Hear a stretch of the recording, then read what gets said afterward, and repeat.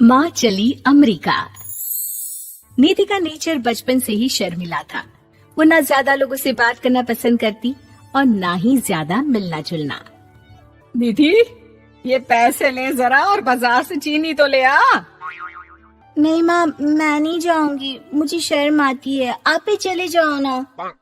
अरे पता नहीं क्या करेगी ये लड़की, जीवन में कभी कुछ किया ही नहीं सिवाय पढ़ाई और घर के कामों के। इसकी शादी भी आसपास ही कहीं करवा दो, दूर जाकर इसका गुजारा कैसे होगा।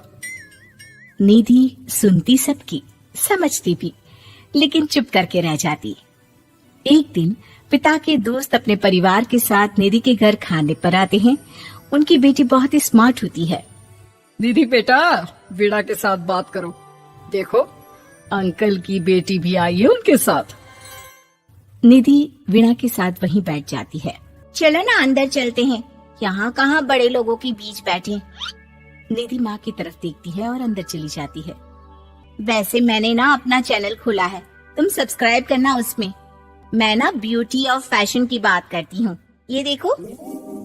ओह, इतने सारे लोगों के सामने तुम कैसे इतना बोल लेती हो? मुझे तो बहुत शर्म आती है।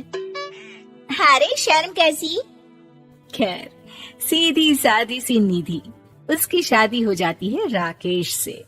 राकेश एक स्मार्ट लड़का था, उसे घूमना फिरना पसंद था, लेकिन निधि का शर्मिला व्यवहार वो समझ जाता है।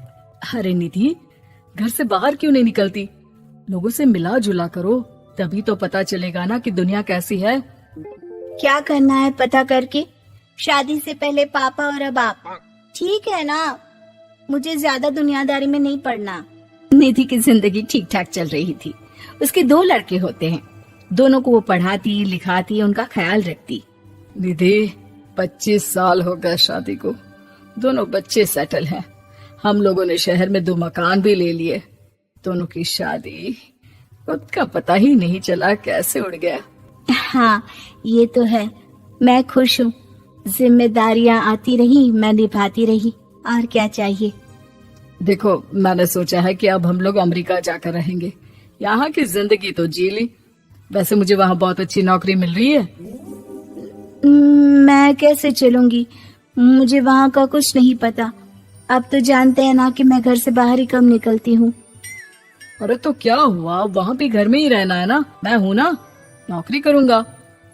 निधि मान जाती है और पति के साथ अमेरिका चली जाती है।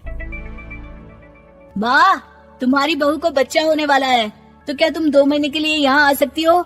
मुझे तुम्हारी बहुत जरूरत है, मैं टिकट भेज देता हूँ। हाँ हाँ, ये तो बहुत खुशी की बात है। मेरा भी मन सबसे मिलने का कर रहा था, पर क्या माँ पर? अब मैं आऊंगी कैसे? पापा से बात करती हूँ। देखो माँ, प्लीज बहाना मत बनाना, तुम जानती हो ना इस वक्त में मैं किसी पर भरोसा नहीं कर सकता हूँ। निधि पति को सारी बात बताती है। क्या आप भी चलेंगे? निधि, आने जाने में बड़ा खर्च हो जाएगा, ऊपर से मुझे यहाँ छुट्टी नहीं मिलेगी। बहू पर वक्त ऐसा है कि तुमको तो जाना ही पड़ेगा।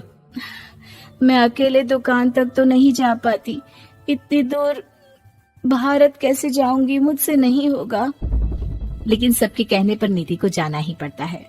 एयरपोर्ट में घबराई निधि एक मुसाफिर से कहती है, मैं ना भारत जा रही हूँ, दिल्ली जाने वाली फ्लाइट। सब मिलकर निधि की मदद करते हैं और फाइनली निधि भारत पहुंच जाती है, जहां बेटा उन्हें घर ले आता है। वाह माँ जी, यहाँ तो मैं भोपाल तक नहीं जा पाती, आप अमेरिका से आ गई। भाई, चालाकी तो औरतों में होनी ही चाहिए, यहाँ हम बुद्धू के बुद्धू रह गए। निधि इतनी दूर और लंबा सफर करके थक जाती है, वो चुपचाप बैठ जाती है।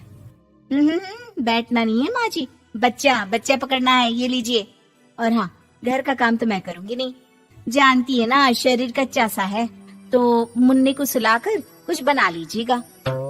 निधि को बहू का व्यवहार बहुत बुरा लगता है।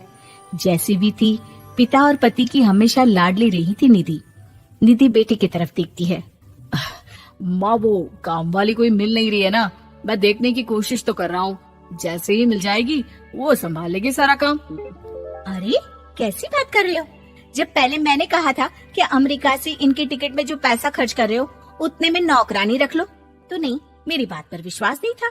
कि ना ना कोई मेरे बच्चे को अच्छे से नहीं संभालेगा। अब इनका भी खर्चा और नौकरानी का भी खर्चा। अरे ना जी ना, मैं नहीं संभाल सकती। निधि जैसे तैसे 2 महीने रहकर वापस अमेरिका चली जाती है, लेकिन वहां जाते ही जैसे राकेश उसे देखता है उसके गले लग जाता है। ये क्या हालत बना रखी है निधि, कैसी लग रही हो? खाना नहीं खाती थी क्या? क्या हो गया? निधि पति से कुछ नहीं कहती, बस रोती ही चली जाती है। मैं नहीं चाहूंगी कभी भी भारत, आप मुझे हमेशा यहीं रखना अपने पास। राकेश बेटे को फोन करता है।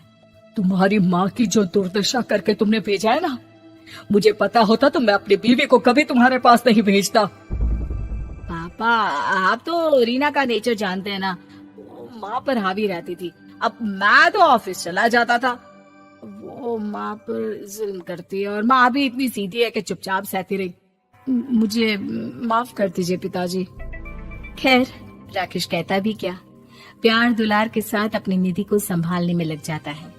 लेकिन कहते ना, वक्त हमेशा एक सा नहीं रहता। अमेरिका में ही राकेश की मृत्यु हो जाती है और निधि अकेली रह जाती है। बड़ा बेटा कहता है, माँ भारत चलो ना, हम लोग साथ रहेंगे। निधि को जैसे ही वो सब सीन्स याद आते हैं वो परेशान हो जाती है। समझ में नहीं आता कि पति के बिना अब जीवन कैसे चलाएगी।